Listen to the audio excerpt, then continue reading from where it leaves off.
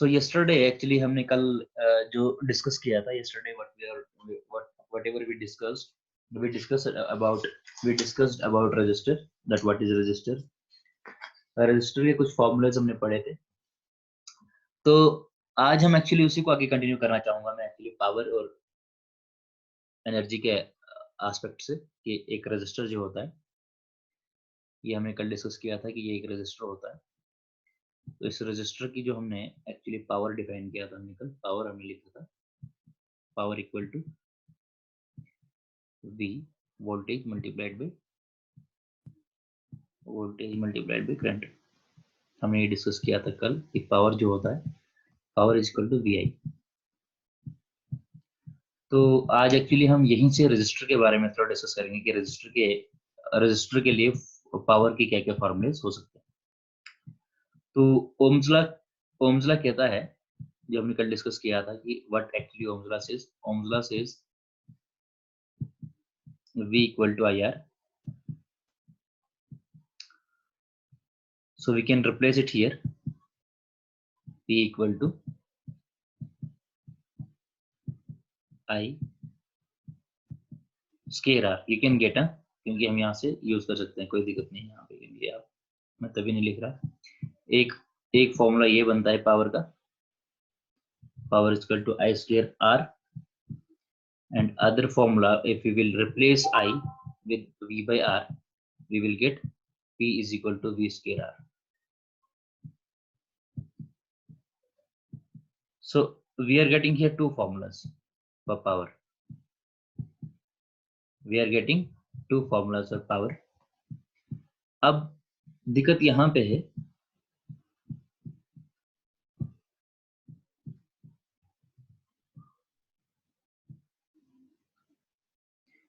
Actually कोई नया student join कर रहा है, नमन है कोई?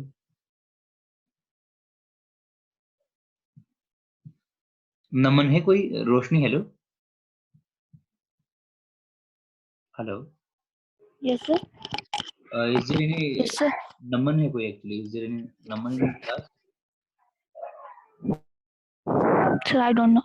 Naman हमारी क्लास में था, but actually I don't know him. Okay, we'll continue, no problem.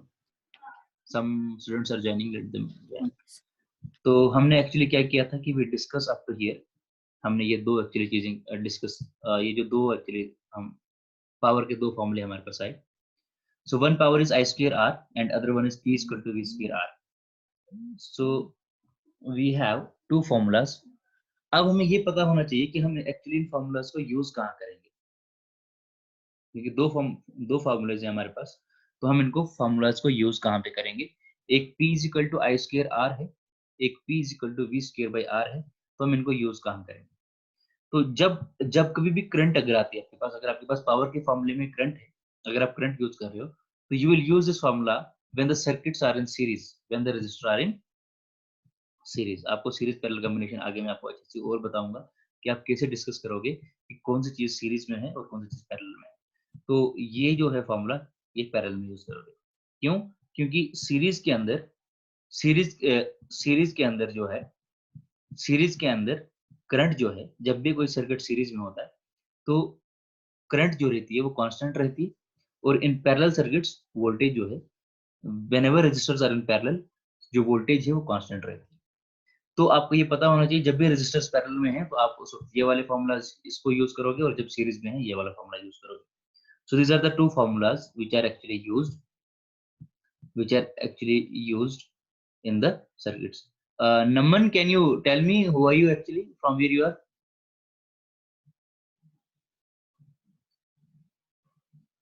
Hello.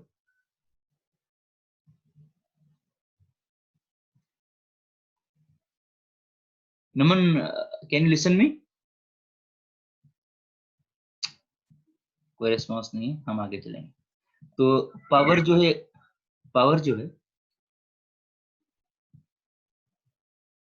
Power के दो फॉर्मूलाज हमने डिस्कस किए इन केस ऑफ रेजिस्टर। तो ऐसे ही हम एक्चुअली एनर्जी भी निकाल सकते हैं। अगर एनर्जी निकालनी हो इन सीरीज सर्किट्स के लिए, तो सीरीज सर्किट्स के लिए हम कौन सा फॉर्मूला यूज करेंगे, क्योंकि मैंने कल डिस्कस किया था ये जो एनर्जी है इंटीग्रेशन ऑफ पी dt है, तो in series circuits, in series, whenever the resistors are in series, we will use energy is equal to P I square R. ठीक है, हम यूज करेंगे I square R dt. And on the same way, अगर आपके पास circuit अगर आपके पास parallel है तो आप यूज करेंगे integral V square by R dt. So actually these are some formulas which you have to keep in your mind for resistor. कि resistor है क्या चीज, resistor के लिए कैसे आप निकालोगे पावर, कैसे आप निकालोगे एक्चुअली जब आपके पास resistor जो हैं, जब resistor सीरीज के अंदर होंगे तो आप कैसे निकालोगे चीजों को, पावर कैसे निकालोगे, वहां से एनर्जी कैसे फाइंड आउट करोगे. तो ये सारी की सारी चीजें हम रजिस्टर के बारे में डिस्कस किए. अभी एक और चीज हमने डिस्कस करनी है रजिस्टर के बारे में, वो ये है, वो है VI characteristics of register. VI characteristics of current end voltage characteristics of register हमने ड्रॉ करनी है. तो हम क्या कर रहे हैं, ये वोल्टेज है और ये करंट है axis. I draw two axes, one is voltage axis, one is current axis. जो VI कैरेक्टरिस्टिक्स रजिस्टर की हैं वो लीनियर है, वो ऐसे चलती हैं क्योंकि हमें पता है voltage and current, voltage is directly proportional to current in case of resistor, because अभी हमने कहा था कि V equal to IR है. लेकिन ये एक्चुअली ये जो हमने V equal to IR कल डिस्कस किया था ओम्स लॉ, ये कब डिफाइंड रहता है, ये सिर्फ डिफाइंड तब रहता है जब ये रेजिस्टेंस कांस्टेंट रहेगा. अगर ये रेजिस्टेंस कांस्टेंट है, अगर टेम्परेचर कांस्टेंट रह रहा है और सारी चीजें जो आपके पास हमने कल कहा था, जो रेजिस्टेंस है, रेजिस्टेंस जो है वो डिपेंड करता है रो L by A. ये जो फैक्टर्स हैं एक्चुअली इन फैक्टर्स पे रेजिस्टेंस, ये these are the factors over which resistance is actually getting depending. तो हमने कहा था कि अगर ये फैक्टर्स जो हैं, ये फैक्टर्स अगर सारे के सारे कांस्टेंट रहते हैं तो रेजिस्टेंस जो है वो कांस्टेंट रहता है. और रेजिस्टेंस अगर कांस्टेंट है तो वोल्टेज और करंट जो है ये दोनों डायरेक्टली प्रोपोर्शनल रहेंगी. और ये डायरेक्टली प्रोपोर्शनल ग्राफ ये है. तो जो स्लोप होगा इसका एक्चुअली, जो अगर हम स्लोप निकालेंगे इस कर्व का, वो रेजिस्टेंस होगा. और जो रेजिस्टेंस जो है that is equal to V by I, क्योंकि स्लोप जो होगा वो V upon I होगा. तो slope of the curve will give resistance, so जो स्लोप है इस कर्व का, स्लोप ये राइजिंग है और ये है पॉजिटिव स्लोप इज पॉजिटिव. तो अगर कोई बोलेगा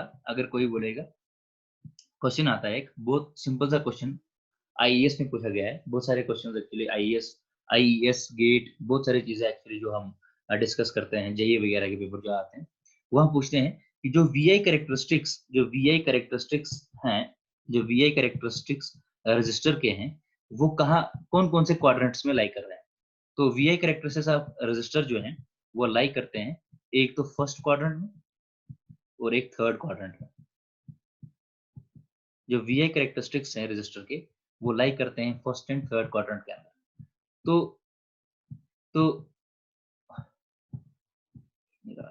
तो VI characteristics of registers are lying in the first and third quadrant. तो अब हम क्या कह रहे हैं आपको, अगर मैं यहाँ पे एक रजिस्टर ड्रा करता हूँ, अगर ये यहाँ से करंट गुजर रही है, अगर करंट इस रजिस्टर को यहाँ से एंटर हो रही है, तो if current is entering from this side, तो हम क्या करते हैं, हम रजिस्टर का जहाँ पे करंट एंटर करती है वहां पे पॉजिटिव साइन लिखते हैं और जहाँ पे करंट लीव करती है वहां पे नेगेटिव साइन रखते हैं. So this is if this is first quadrant of the resistor VI characteristics curve, अगर ये फर्स्ट क्वाड्रेंट है तो जो थर्ड क्वाड्रेंट होगा वो ऐसा होगा, करंट जो है वो यहां से चलेगी. Third quadrant of resistor will be this. If first quadrant of characteristics of the resistor is given, then the third quadrant of the resistor is giving this. ये तो यहां से हमें ये पता चलता है, यहां से हमें क्या पता चला, यहां से हमें पता चला कि जो रेजिस्टर है वो बाइलेटरल है. यहाँ पे हमें क्या पता चलता है कि our register is bilateral element. What is the meaning of bilateral element? The meaning of bilateral element is that the current can enter resistor from the both side. मतलब करंट यहाँ से भी जा सकती है और यहाँ से भी जा सकती है। तो इसका मतलब ये है कि हमारा रजिस्टर जो है, हमारा जो रजिस्टर है, रजिस्टर जो है वो एलिमेंट जो है, जो इलेक्ट्रॉनिक एलिमेंट है, वो बाइलेटरल है। बाइलेटरल का मतलब होता है कि जिसमें बोथ साइड से करंट एंटर कर सकती है, किसी भी साइड से करंट एंटर कर सकती है। यूनि डायरेक्शनल नहीं है, बाई डायरेक्शनल है। This is called a bilateral. तो रजिस्टर जो है वो बाइलेटरल है। सेकंड केस, सेकंड होता है, सेकंड जो चीज है आई विल टेल यू, जो ये स्लोप है, अगर कभी भी अगर आपके पास वीआई कैरेक्टरिस्टिक्स दिया होगा, किसी भी रजिस्टर का, अगर आपके पास किसी भी इलेक्ट्रिक एलिमेंट का अगर आपके पास वीआई कैरेक्टरिस्टिक्स दिया हुआ है, अगर वो वी आई कैरेक्टरिस्टिक्स का स्लोप जो है, अगर वी आई कैरेक्टरिस्टिक्स का स्लोप जो है, अगर वो पॉजिटिव है, अगर वी आई कैरेक्टरिस्टिक्स जो है, वी आई कैरेक्टरिस्टिक्स अगर किसी भी एलिमेंट का दिया हुआ है, अगर वो पॉजिटिव है, तो then your element is passive, then your element is passive. अब पैसिव क्या होता है, एक्टिव क्या होता है, वो आगे डिस्कस करेंगे, लेकिन फिलहाल मैं आपको सिर्फ इतना कहूंगा कि अगर वी आई कैरेक्टरिस्टिक्स, अगर किसी भी, अगर आपके पास वी आई कैरेक्टरिस्टिक्स दिए होंगे किसी भी चीज के, किसी भी इलेक्ट्रॉनिक एलिमेंट के, अगर आपके पास वी आई कैरेक्टरिस्टिक्स दिए होंगे, अगर उनके कैरेक्टरिस्टिक्स का स्लोप जो है, अगर वो पॉजिटिव है, तो वो जो एलिमेंट है वो पैसिव एलिमेंट है। तो यहाँ से हमें क्या पता चला, यहाँ पे हमें क्या पता चला, हमारा जो इलेक्ट्रिक, हमारा जो रजिस्टर है, हमारा जो रजिस्टर है, जो रजिस्टर आर है, कोई भी रजिस्टर है, इसका ये जो है, ये बाइलेटरल है। पहली चीज ये है, it is a bilateral. Means what is the meaning of bilateral? Bilateral means, bilateral means like the current will flow in both directions. It is bilateral element. Second, it is passive element,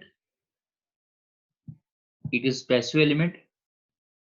और third one is, it is time invariant, ये समय के साथ बदलता नहीं है, ये time invariant है।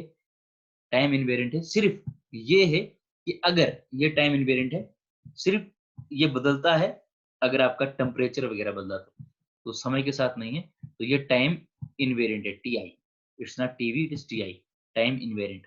तो ये समय के साथ चेंज नहीं होता। तो ये जो हमने कैरेक्टरिस्टिक्स पढ़ी रजिस्टर की, क्या हमने क्या कहा कि जो रजिस्टर है, रजिस्टर में हमने कहा कि फर्स्ट क्वाड्रेंट में अगर आपके पास डायग्राम दी होगी तो उसके आप थर्ड क्वाड्रेंट में डायग्राम ड्रा कर सकते हो। और उसके बाद मैंने कहा कि जो रजिस्टर है वो बाइलेटरल है। सेकंड मैंने पार्ट कहा आपको ये पैसिव है। थर्ड मैंने कहा ये टाइम इनवेरिएंट है। तो ये एक काफी छोटा सा पार्ट आता है, कभी कभी एक ऑब्जेक्टिव आएगा, register is the bilateral element, passive element, time invariant element, मतलब कुछ भी हो सकता है। You will be having 4 options, out of 4 you have to get one। तो रजिस्टर का बायलेटरल नेचर है, बोथ साइड से करंट जाती है, पैसिव है, स्लोप इसका पॉजिटिव है, वी से स्लोप पॉजिटिव, समय के साथ नहीं बदलता। लेकिन ये सारी चीजें तभी पॉसिबल है अगर आपका टेम्परेचर जो है वो कांस्टेंट। अगर आपका टेम्परेचर कांस्टेंट है, इसकी लेंथ मेंटेन रहेगी, इसकी लेंथ कांस्टेंट रहनी चाहिए, इसका एरिया कांस्टेंट रहना चाहिए, और कंडक्टिविटी कांस्टेंट रहनी चाहिए सिग्मा। क्योंकि हमारा जो रेजिस्टेंस है, रेजिस्टेंस इन चीजों पर ही डिपेंड करती है। क्योंकि हमने कल कहा था जो रेजिस्टेंस है, resistance is nothing but resistance is L upon sigma A. Yesterday, कल मैंने सारे के सारे फॉर्मूले डिस्कस किए थे। कल मैंने कहा था ये these are the formula of resistance. अगर ये सारे के सारे एलिमेंट्स, अगर ये सारे के सारे पैरामीटर्स एल, सिग्मा और ए, अगर ये सारे के सारे एलिमेंट्स अगर कांस्टेंट रहते हैं, आपका रेजिस्टेंस कांस्टेंट रहेगा। अगर आपका रेजिस्टेंस कांस्टेंट रहेगा तो ओम्स लॉ फॉलो होगा, मतलब जो वोल्टेज है, वोल्टेज जो होगी वो डायरेक्टली प्रोपोर्शनल होगी करंट के। तो ये हमने कल डिस्कस किया था सारा का सारा का ओम्स लॉ। तो आपको कुछ प्रॉपर्टीज रजिस्टर की पता चल गई। कल हमने रजिस्टर के बारे में सारा का सारा चीजें अभी तक हमने जो भी डिस्कस किया है, प्रिपेयर ऑल दीज नोट्स। यहाँ तक किसी को डाउट है तो वो मुझे पूछ सकता है, अगर नहीं है तो वो मुझे कहेंगे कि वी कैन कंटिन्यू।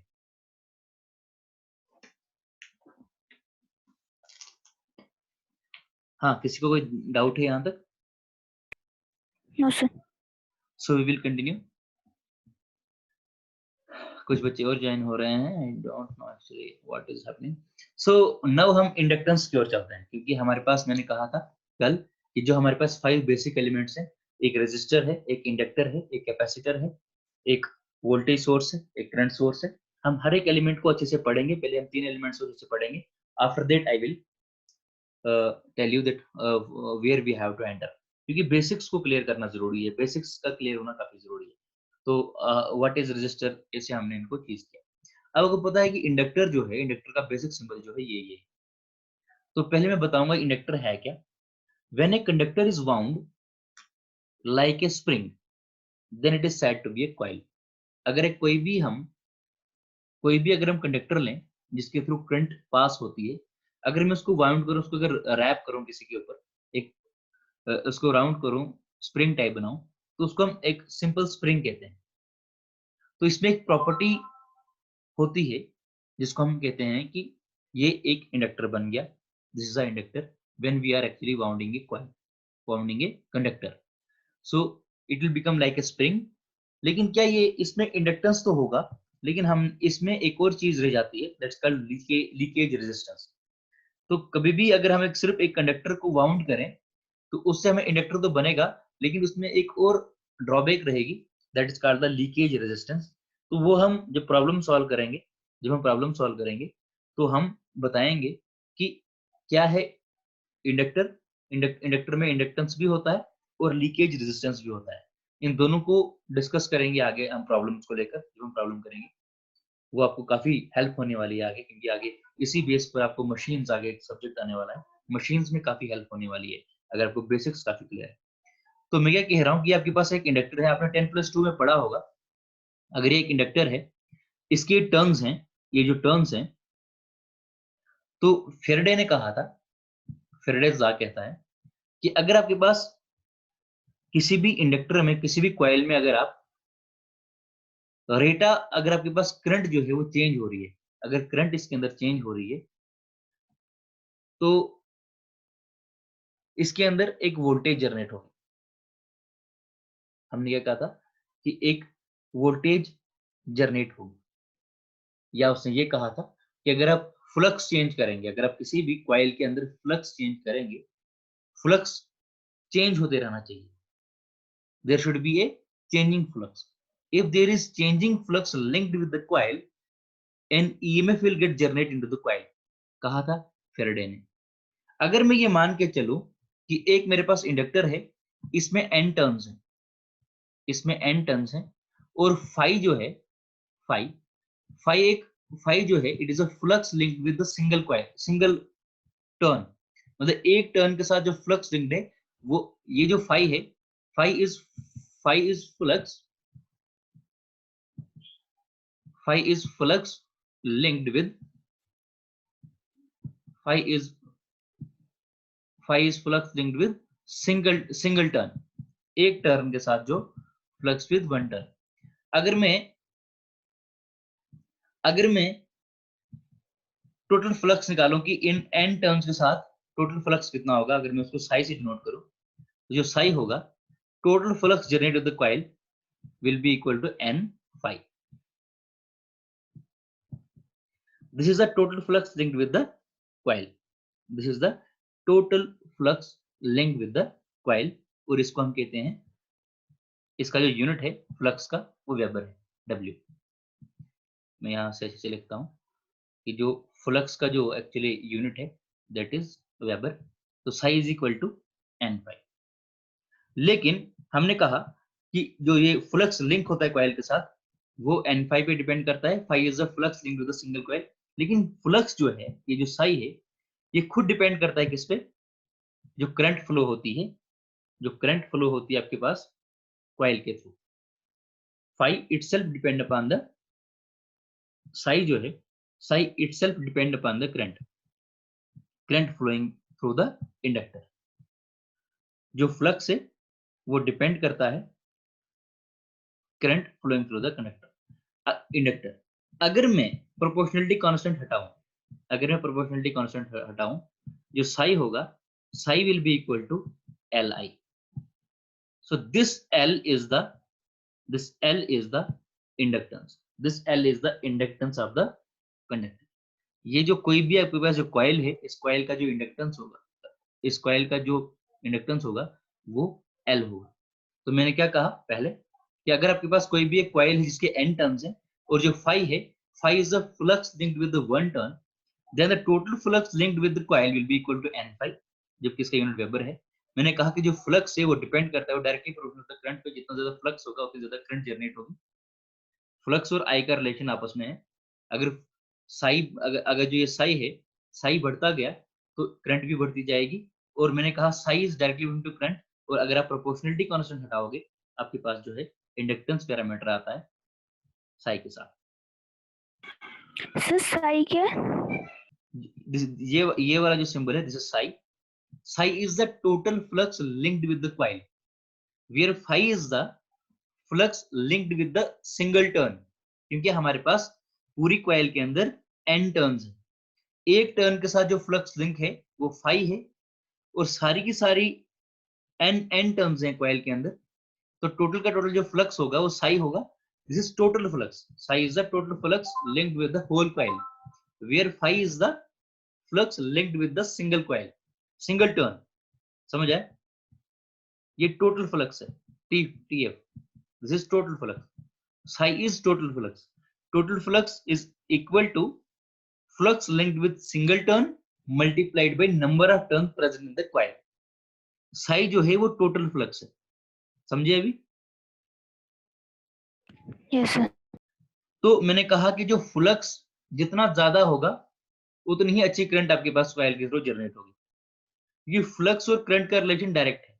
और जब आप प्रोपोर्शनलिटी कांस्टेंट हटाओगे तो आपके पास psi is equal to Li आएगा। L is the inductance, L is the inductance, psi is equal to Li, psi is equal to Li। अब हमें ये भी पता है कि अगर फ्लक्स चेंज होता जाएगा, अगर फ्लक्स जो है, फेरेडे लॉ कहता है अगर साई जो है वो कॉइल के थ्रू चेंज होगा तो वोल्टेज जनरेट होगा, वोल्टेज जनरेट होगा। The rate of change of flux through the coil is nothing but it will generate the voltage through the coil. तो मतलब अगर मैं डी साई बाई dt करूं तो this is nothing but this is rate of change of d psi by dt is nothing but it is rate of change of flux. So what it is this d psi by dt is equal to voltage, v is the voltage of Faraday law। तो आप psi को यहाँ पे replace करेंगे तो v is equal to, देखो यहाँ से क्या एक्चुअली निकलने वाला है, आप इंडक्टर को, ये आपने चीजें नहीं पढ़ी होंगी, तो अगर आप psi को रिप्लेस करोगे अभी d by dt, आप इसको साथ साथ नोट्स बनाना शुरू कीजिए क्योंकि ये मटेरियल आपको बाद में नहीं मिलेगा। d by dt psi की जगह आप रिप्लेस करोगे Li, चेंज जो होगा फ्लक्स के साथ वो सिर्फ करंट चेंज होगी, L इज कांस्टेंट, इंडक्टेंस नहीं चेंज होता। तो आप इंडक्टेंस को बाहर लेंगे L, और अंदर जो आएगा वो आएगा di by dt। तो इट मींस किसी भी इंडक्टर के अंदर आपको वोल्टेज अगर निकालनी है, अगर आपको किसी भी इंडक्टर के अंदर वोल्टेज निकालनी है, उसका फॉर्मूला है v is equal to L di by dt। जो हमने इंडक्टर की वोल्टेज निकाली VL, इंडक्टर की जो वोल्टेज है VL is equal to L di by dt। ये समझ आया आपको? ये हमने कैसे निकाला, कैसे निकला L di by yes dt? Sir. ये साई को हमने Li लगाया di by dt। तो ये है इंडक्टर की वोल्टेज। इंडक्टर के अक्रॉस जो वोल्टेज जनरेट होती है वो डिपेंड करता है rate of change of current पे, वो डिपेंड करता है rate of change of current पे। और अगर आप ये वोल्टेज निकल गया, ये this is the inductor voltage, तो यहां से अब इंडक्टर की करंट भी निकाल सकते हैं। मैं थोड़ा इरेज करूंगा यहां से, मैं जो इंडक्टर की वोल्टेज है VL, वो अभी हमने निकाला VL is equal to, inductor की जो वोल्टेज है VL is equal to L d I by dt। तो अगर मुझे करंट निकालना है तो मैं इस इक्वेशन को इंटरपोलेट करूंगा, I will manage this equation and I can get the equation of current. So di is equal to 1 by L। देखो यहां से मैं इसी इक्वेशन को इंटरप्रेट कर रहा हूं, di is equal to 1 by L integration VL dt। लिख सकता हूँ मैं इसको ऐसे VL dt। यहाँ पे अगर मुझे करंट निकालनी है तो VL is the inductor voltage, and क्योंकि अगर मुझे I चाहिए पूरा का पूरा तो मुझे दोनों साइड इंटीग्रेट करना पड़ेगा, क्योंकि DI निकलता है यहाँ से, तो इसको मैं होल अगर इंटीग्रेट करूंगा तो ये मुझे निकल जाएगा IL। This is actually inductor current. IL is nothing but is equal to 1/L integral of VL dt। सो ये इंडक्टर की करंट निकल गई। तो अगर आपको इंडक्टर की करंट निकालना है, इंडक्टर का वोल्टेज निकालना है, this is the simplest way to find out. अब इसके बाद हमारे पास इंडक्टर की पावर है। अगर इंडक्टर के अक्रॉस हमने पावर निकालना है, इंडक्टर के अक्रॉस करंट निकालनी है, सॉरी इंडक्टर के अक्रॉस वोल्टेज और करंट निकल गया। अब इंडक्टर के अक्रॉस पावर निकालनी है, इंडक्टर के अक्रॉस एनर्जी निकालनी है, VI। अब इंडक्टर में आप VI कैरेक्टरिस्टिक्स नहीं निकालते, psi कैरेक्टरिस्टिक्स निकालते हो, और उसके बाद हम कैपेसिटर पे जाएंगे। जो हमने इंटीग्रेट किया हमारे पास IL निकल गया, VL निकल गया। तो मैं यहां से देखो, यहां से मैं क्या कर सकता हूं, अब मैं पावर निकालूंगा। जो इंडक्टर में पावर होगा, हमने कहा अभी पावर जो होता है, power that is voltage multiplied by current. निकालते हैं नहीं, अभी मैंने कहा voltage into of current, P is equal to V into I। तो अगर मुझे पावर अब चाहिए, मुझे पावर निकालनी है, जो पावर होगी P इज इक्वल टू, अब आपके पास VL पता है, VL है क्या, VL आपके पास पता है, इंडक्टर के अक्रॉस वोल्टेज आपको पता है, तो आप क्या लिखेंगे यहाँ पे, V की जगह लिखोगे आप L di by dt, di by dt into I। ये इंडक्टर करंट है, di by dt inductor current, क्योंकि मैंने सिर्फ यहाँ V की जगह ये वाला फॉर्मूला यूज किया, ये वाला फॉर्मूला यहाँ यूज किया V की जगह। तो इसी को अगर मैं आगे लिखूं ऐसे, तो जो पावर निकल जाएगी वो होगी Li di by dt। This is the power across the inductor। This is the power। समझ आया यहां तक, पावर निकल गया यहां से। अगर अब मुझे यहां से वो एनर्जी निकालना है, तो मैंने आपको बताया है कि एनर्जी निकालने का बहुत इजी फॉर्मूला है। Energy is nothing but energy is integral of power, it is integration of P dt। अगर मैं P dt इंटीग्रेट करूंगा इसको, जो एनर्जी निकलेगी वो होगी इक्वल टू इंटीग्रल, अब पावर की जगह फॉर्मूला लगाऊंगा Li di by dt into dt, क्योंकि ये पूरा का पूरा फॉर्मूला पावर का है, वो dt। This dt will get cancel, जो एनर्जी निकल जाएगा, L is constant, you will integrate with respect to current I, तो आपके पास L बाहर आ जाएगा, आप इंटीग्रेट करोगे I di को, ये बनेगा I²/2। तो आपके पास जो एनर्जी निकल गया, जो आपके पास एनर्जी निकल गई जो इंडक्टर के थ्रू है, that is nothing but half Li²। आपने ये भी पढ़ा होगा 10+2 में, energy stored by capacitor is equal to half CV²। तो यहाँ पे इंडक्टर के अंदर जो एनर्जी स्टोर होती है is equal to half Li²। This is the energy stored in the inductor. So यहां तक कोई दिक्कत, हमने एनर्जी निकाल दिया। अब इसके बाद हम, होप यू अंडरस्टूड। सो इसके बाद जो हमारे पास है, इसके बाद हम अब psi I कैरेक्टरिस्टिक्स पे जाएंगे इंडक्टर के, तो यहां से हम इंडक्टर को फिनिश कर देंगे, फिर हम कैपेसिटर पढ़ेंगे कल। सो यहाँ पे हमने क्या डिस्कस किया कि जो W है, जो हमने W लिखा, एनर्जी जो लिखी है, जो एनर्जी हमारे पास इंडक्टर की I W, energy is equal to half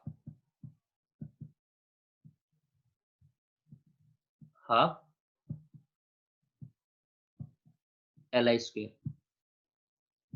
मतलब जो एनर्जी स्टोर होती है किसी भी इंडक्टर के अंदर, वो डिपेंड करता है कि उसके अंदर करंट कितना फ्लो होता है, क्योंकि स्क्वायर करंट इंडक्टर एल पे तो डिपेंड कर रहा है, but mostly it is depending upon the inductor current, that how much current is flowing through the inductor.